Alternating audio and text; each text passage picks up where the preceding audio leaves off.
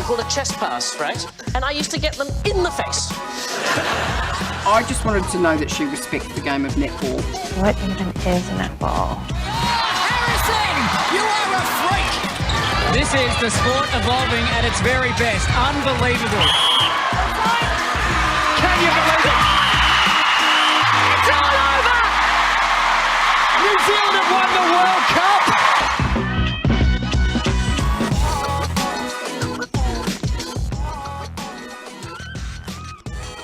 Nau mai ki te hōtaka o te Netia Poro Kiwi. Welcome to the Kiwi Netball Show. I'm Bridget Tunnicliffe, and today we're previewing the Tiny Jamison series between the Silver Ferns and England Roses starting this Wednesday. The first international netball since COVID really hit the fan. And to discuss it, I'm joined by Tamsin Greenway, former England Roses player and now head coach of the Scottish Thistles, and Dan Ryan, head coach of both Northern Ireland and Leeds Rhinos, and a former Australian men's netball captain. Welcome. Good to be here. Dan, what did you make of the Cadbury Series first off and the Silver Ferns win over the men? That final was quite something, wasn't it? Yeah, I think the concept of the series is awesome, to be honest, and it just showcases the game in a completely different light than what we're used to seeing it. And it's so great to see, I think, Netball New Zealand almost being the pioneers in terms of embracing the men's game and what an elite men's team can do for the women's. And I think what I loved most about watching that final was the application of the Silver Ferns to have some really clear strategies and game plans to combat the men. And, you know, when you look at the sheer size and bulk and height of some of the athletes in that men's team, it does go to show that, you know, the game is all about skill and it's about strategy, and even the smallest of small can beat the biggest of big. So it was an awesome series and really does harden them up for the series against the Roses next week. During your time in the Australian men's team, did you used to have practice games against the Diamonds? Yeah, all the time. And obviously we had really good relationships with Norma Plummer and Lisa Alexander during the time that I was there over 15 years. And a lot of the matches, they were all behind closed doors. So they were never open to the public, which was, I guess, disappointing because I'm sure the public would have loved to have seen it. However, we understand why they wanted to keep them through training camps and things like that. But they were awesome to the men's team in terms of inviting us up to the Institute of Sport for, you know, pre-tournament camps and those types of things. And, you know, we developed great relationships with all of the athletes and the coaches, and, you know, all of the franchises around Suncorp and around Australia, you know, even before that in ANZ Championship, used the state men's teams to train against. So they've always been a part, I think, of the netball community in that space, but never really showcased on TV or broadcast like the Cadbury Series has done to highlight the men's game in New Zealand. Tamsin, is it fair to say the England Roses, who haven't had anywhere near the kind of preparation the Ferns have, are up against it in this 3-test series starting Wednesday? I think that's a fair comment. It's a really difficult one, isn't it? Like, we went into lockdown back in March, beginning of the Superleague season, and that was the end of the season for us. And it was not even an opportunity to sort of, although everyone tried, England Netball and all the clubs, franchises tried to get behind it and look at other options, it just wasn't viable at all. So that group of players has had that amount of time off from actual match play. Of course, England Roses got back into camp and they've been training, but the reality is we haven't had the opportunity to play against people. And you know, Super League teams have only just started coming back in and started announcing their groups. You've obviously got all the other England players, I think there's 8 of them now based out in Australia playing.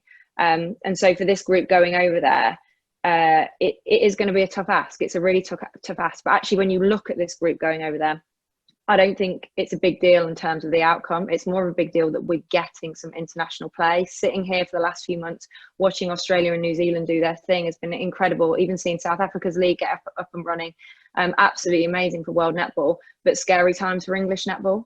And it's something that needed to happen. So I'm taking this series with a pinch of salt. You never know. It's a young group. It's an exciting group. It's the next group that needs to come through, and they need this opportunity. But the reality is, looking at the Ferns, looking at their prep, as you've just heard and talked about, it is going to be a big task to get the wins out there. From my perspective, I think this is a massive opportunity for, I guess, the English coaches to I guess, get really clear around the athletes that are going to be there in the Commonwealth Games and the World Cup. So while the squad is very new and very fresh, I think this is going to be a massive learning experience to see who are the ones that are worth the investment, that are going to make a contribution to that national team come those big major events. So while they might not get the results they want, they're certainly going to learn a lot. And, about each other and about the individuals within their group. So I think it's actually going to be a really worthwhile experience for the Roses. And when you compare them head to head against the Ferns, you're looking at very similar players coming through in the next tier. And I just think the Ferns are frighteningly good at the moment, and looking forward to seeing how much they can grow and develop over the years to come, because they just look like they're in a very, very good place for sure. Tamsin, what have you made of Noeline Taurua's Silver Ferns selections? I tweeted this out this morning. How much depth New Zealand have got. I think it's absolutely incredible to look at the way she picked the squads a few weeks ago in terms of a Silver Ferns group and then a New Zealand A. I think I tweeted out this morning to leave out Poi, Selby Rickett, and then of course Karaka being pregnant, and Rode not in the squad as well, and yet to still look through that group of 12 and go, I'm not actually sure which combo she's going to go with. That's impressive, and I'm not sure you could have said that about the group a few seasons ago. So that's credit to the pathway, credit to the development leagues they're doing out there, and to the way the ANZ has progressed over the last few seasons since it broke away from, sort of did the split from the Australian League. So I think I was surprised, a couple of names in there. So Monica Faulkner, I haven't seen her play a lot. I've heard loads about her. I know she's come back from injury, and so there's a couple of names on there that, Winder's getting back in and Kirsten getting back in. But I think it's credit, as I said, to sort of the coaching, the setup, the league out there that is creating now so many players, and players that are playing really, really well.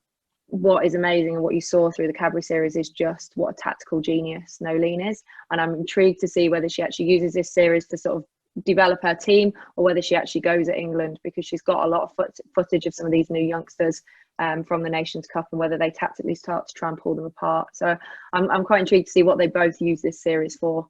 But I think it's going to be a great one. And for us back here, it's just so nice to be able to watch our English team play. Dan, as coach of the Leeds Rhinos, you recently signed Jade Clark for next season. She'll be by far the most capped player in the series against the Silver Ferns. She's been a tremendous servant of English netball, hasn't she?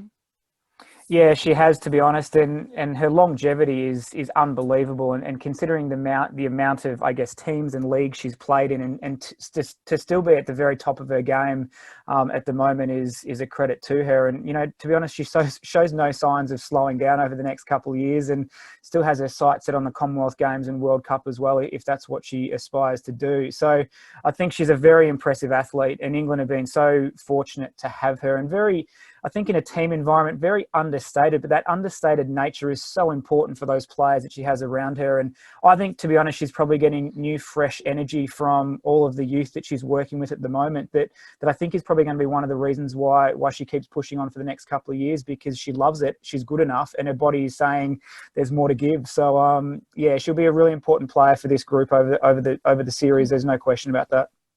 The other key player, co-captain Serena Guthrie, hasn't played since last year's World Cup in Liverpool, took some time out, wasn't even entirely sure she would play again. Tamsin, exciting not only for England, but the netball world that we get to see her again, and she could clock up her 100th test during the series. Yeah, I think 100th cap comes on the second game, and no doubt she will get that there. Look, Serena is one of the world's best players, and she's been incredible for England over the years. I think the break was necessary for her. I've known Serena for a very long time. I met her as a 15-year-old kid, and she kind of came through the ranks, was put on this pedestal, has had the most incredible career.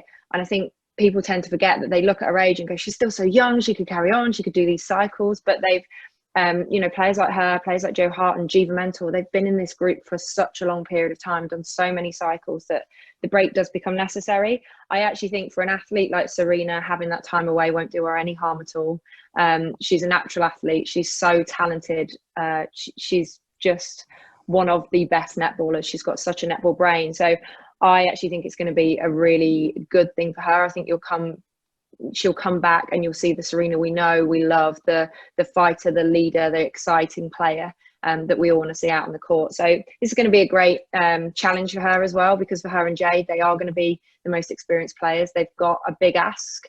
they've got to pull together this group. They've got to keep them fighting the whole way through the test matches. And so I think it's a great challenge for her coming up, and I think she'll thrive. Outside of Jade Clark, Serena Guthrie, then Cobden, I guess, would be the next most experienced player. Tamsin, who do you think will anchor the shooting end for the Roses? I actually think Elly Cardwell was really impressive her last outing at Nations Cup, and I think Ellie's kind of gone under the radar because we've had Jo Harton and Helen Housby in there for long periods now. So I think Elly Cardwell will be in that role, either at shoot or at goal attack. For me, Cobden's not a full 60-minute goal attack. She plays across both goal attack, goal shooter. I think you've got to keep your eye on George Fisher and how she'll partnership with Elly Cardwell. Just signing for the Seal, she's going to be a real future talent, and it's an amazing opportunity for her to go overseas and sort of take her game to the next level. So I think between those three, you're going to see a real mix. Sophie Drakeford-Lewis needs to get some court time, but I think it won't be as much as those other three. But definitely keep your eye on Elly Cardwell because, like I say, she was great in Nations Cup. I think she really stepped up and became an international player. And so this gives her another opportunity to show she's mixing it with the best. Dan, from the brief cameos I've seen of Fran Williams, she immediately stood out to me, like good bones. Has she got what it takes to become one of England's finer defenders? Yeah, I really think she does. She's probably one of the next best of that new generation coming through, and I think she's a little bit unorthodox in the way she plays. She moves differently to other defenders that we've seen in the England setup previously, but she's so smart. She's very clever, and she often puts herself in the right position at the right time and has an uncanny ability to win the ball. And I think she's only on an upward trajectory the more opportunity and exposure she gets. So this probably is a huge series for her. And when you think about, I guess, those next tier of players that are coming through, Fran is the one I think that, she probably sits behind the Layla Guskoffs and the Stacey Francis in that goal defence role, that this is her chance to, I guess, step out of the shadows as much as possible because the platform is there for her. And she needs to work hard to keep the likes of a Jodie Gibson and a Vicky Owasola at bay who are kind of breathing down their neck. So, the Roses are no short of goal defence, wing defence talent across that transverse line. But Fran certainly is, she's one of the next best coming through the ranks for sure. Tamsin, I've heard good things about Amy Carter, a long-limbed centre wing defence, made her debut against the Silver Ferns during the Nations Cup in January. What else can you tell me about her?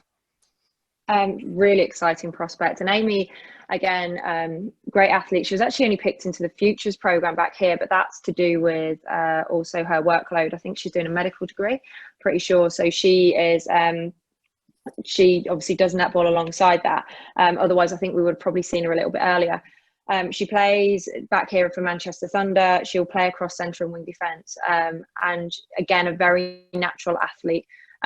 Is kind of a little bit unassuming in terms of, she's not really hassly. You don't sort of see her sort of flying all over the court, but her time is impeccable.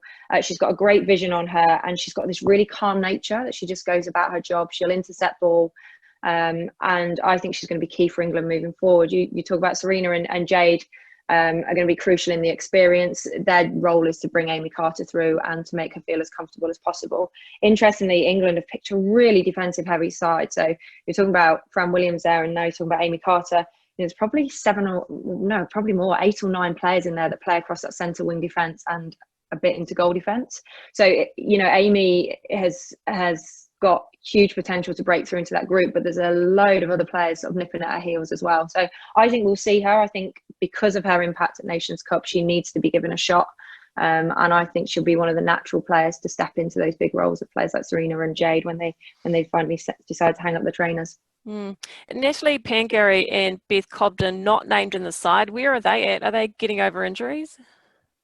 So Beth Cobden still thinks coming back from injury. I believe Nat Pangari was up for selection.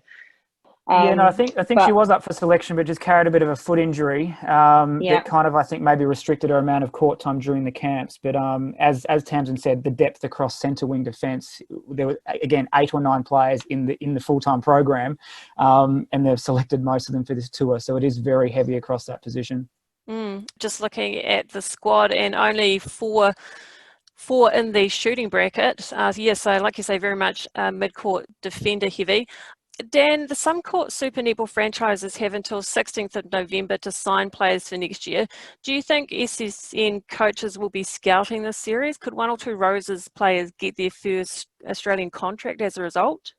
Oh, look, there's every possibility they may. I know most of the Suncorp franchises are very close to being finalised, and they probably have been for some time. I think there's a bit of a perception in the public that, teams wait until the season's over to kind of put their ducks in a row. But the reality is franchise directors and head coaches are constantly in that recruitment mode. So most clubs are pretty well set. However, there could be a couple of, player 9, player 10 options coming up for players. And, you look at some of those, I guess, more experienced Roses sitting in the mix, the Elly Cardwells, the Fran Williams, those types of players that I think are very well respected in Australia and starting to emerge on that international scene. They're kind of the ones that I think are, I guess, being earmarked to be recruited into the Southern Hemisphere. So I think any time that they're playing in these types of competitions, there's always that job opportunity kind of sitting on their shoulder, because you never know what one good performance can do. Someone watches and then someone offers you an opportunity of a lifetime. So it should be at the forefront of the mind for sure. Dan, with the Australian League having unlimited imports, in New Zealand you're allowed one import per team. Vitality Netball Super League, clubs are allowed to sign a maximum of 2 import players. Do you think that works well in the UK?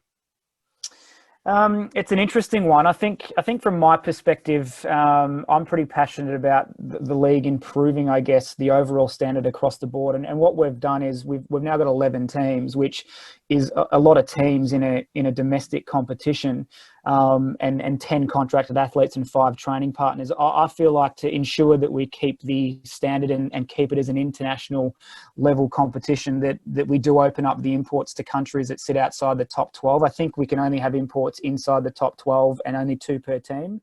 I would love to see imports from all over the world and have 3 per team, 1 in each third, to try and broaden the diversity and the appeal across the franchises and see if we can make some differences there. Because there are players sitting outside of those countries in the top 12 that are worthy if they're given an opportunity to get themselves immersed in a high performance environment. So I think I'd like to see that happen in the UK Super League. However, it is producing a good level of a good tier of athlete coming through the ranks, but they're only as good as what they play against, and the more we can increase the standard, the better they'll become as well. So it's an interesting one, and I'm sure people have many different opinions about it, but I'd like to see at least 3 per team and see if that can make a bit of a difference and add a bit more international flavour. What's the reasoning for only allowing imports from the top 12 ranked countries? I don't know officially, but Tamsin might have a better idea. But I think it's a visa issue. Oh, okay. It's a visa issue, so you can't get But Right. it's a nightmare because obviously it doesn't sit alongside other sports because of the way the rankings work in netball. It can regularly change. So I think even this year, was it Zimbabwe that sat outside the top 12 at one point when we were trying to contract players, and you're looking going, well, how impressive were they at the 2019 World Cup? So it is a bit of a headache for teams at the moment. But that tends to be a visa issue, less a league issue. Dan, it was confirmed last week that the controversial 2-point shot will remain in Australia's SSN competition next year. I'm just curious to get what your thoughts on it.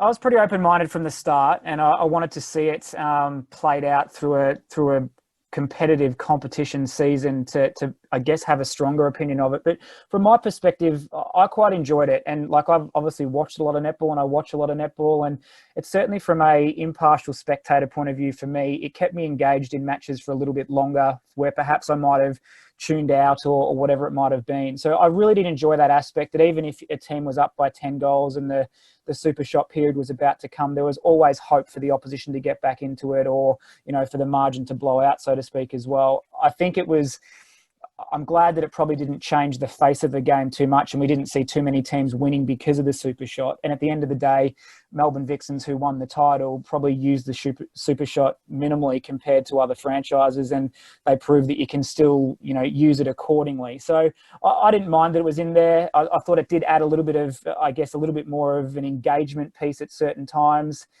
It certainly was messy when it didn't come off for opposition teams, but as I said, teams like the Vixens used it smartly and used it only when they needed to, and they ended up winning the title. So it hasn't obviously been the thing that has shaken the game and changed it completely. It's added something to it slightly, but But I think, probably the feedback from the players, most of them is that they still don't like it. However, the ones that are a bit impartial would prefer to see the range be put back a little bit to make it a legitimate 2-point shot. Because I think probably, I guess, the gimmick that I think a lot of people were critical of is it's very much a mid-range shot, which should be bread and butter for any shooter, which it is, to be honest. So, yeah, I'm not surprised that it's in there again next year. But, I wasn't against it, and I think it was fine.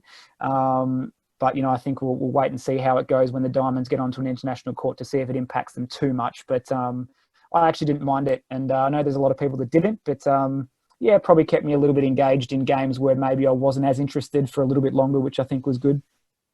Tamsin, where do you stand on it? I like it. I've got no issues. I had no issues when it came in. I thought everybody overreacted about what it was going to bring to the game. Will almost take away from the game, and it didn't. It does make me laugh when everyone says about the bread and butter it should be further back, because I agree to a point. However, there's stats through that season that show that it's not a bread and butter shot at all, and the fact is shooters do not shoot from there because we've been playing such a high percentage game for so long. And actually the Kiwis have quite a lot to do with it, I think, because if you'd looked at that World Cup final, the way that Ekenasio and Maria Flower were shooting in that final, if it had been 2 points in that game, it would have been a very different scoreline. And the reality is the Aussies have not been shooting that shot for a long time. And so I think it's good. I think it's good for the game. I think it brings a different dimension. I still don't think they've engaged it properly. I think if they honestly wanted to argue as a board that they were bringing it in to bring in a different crowd and to bring in some entertainment, they definitely haven't done that this season. I know COVID's played a big part, but there's still far more they can do around it. I think teams will be far more comfortable with it next year when they can actually tactically work some stuff in, because the way it was introduced was terrible. But yeah, I've got no issues with it. I think it helps players coming through the ranks as well. You saw people like Georgie Horges, Tipper Dwan. You've seen players, even Alice Teague-Neal going for shots that you didn't see, that have either put them on the scene, on the map, or have actually given them a new dimension to the game. And I think if you're a young goal attack now that's sitting under 6 foot, you look into the future going, hey, I can do that. I can shoot from distance. And, I think the game needed that. It brings a great element to the game. And there was hope. You get to some games where you're like, oh my God, they can do it. And you're almost going, shoot at the screen. So, that is what sport is, isn't it? It's entertainment. So I want to be entertained. And I think it brought back entertainment that's been missing for a while. What I didn't understand sometimes is when there might be 4 minutes left in a game and one team was down by 6 goals and there's just no way they could have won just with the singles. Yet a lot of those teams in that situation weren't trying for the 2. So I don't know if they'll get better at judging when to use it. We'll see. How have you found coaching Scotland from afar? It has been from afar, real far. Yeah. I got the job back in February and I saw the team for the first time last week. So it's been a bit of a roller coaster. Who would have thought that anything like this was ever going to happen across the world? But it has happened. Sport has been a massive casualty amongst many other things. And we are now very used to a Zoom call, very used to online coaching, very used to being creative in what you can do with pairs. Look, it's starting to look up a little bit in terms of progressing the game up in Scotland. We've had different rules to in England, so that's been another nightmare. And so I'm hopeful that I'll be able to actually pick a squad, because I inherited a squad of 31 and I probably knew about 4 of those players. It's not the same over here in terms of opportunities to watch those players live or have seen them in teams and stuff. So I get to pick that squad hopefully during November, and it looks like we're going to get a bit of match play before Christmas as well. But honestly, I can't really see a proper full test match until next summer, which is crazy considering their last competitive games at the 2019 World Cup. So it's quite scary really to think that that's how long. And I think that's what World Netball needs to recognise. It's great. It's amazing that Australia, New Zealand, England, Jamaica will start to get a run out, probably South Africa. But there's going to be a massive hit to those teams again that are chasing, that financially struggle anyway, that are looking for opportunities, because it's just not as straightforward as taking a team away from Scotland and quarantining somewhere in Africa for 2 weeks. It just wouldn't happen. So it is something to think about. But I'm loving the challenge of being involved, and has been a challenge. And international coaching was something I wanted to do as the next step. So I can't wait to get properly working with the squad. break it.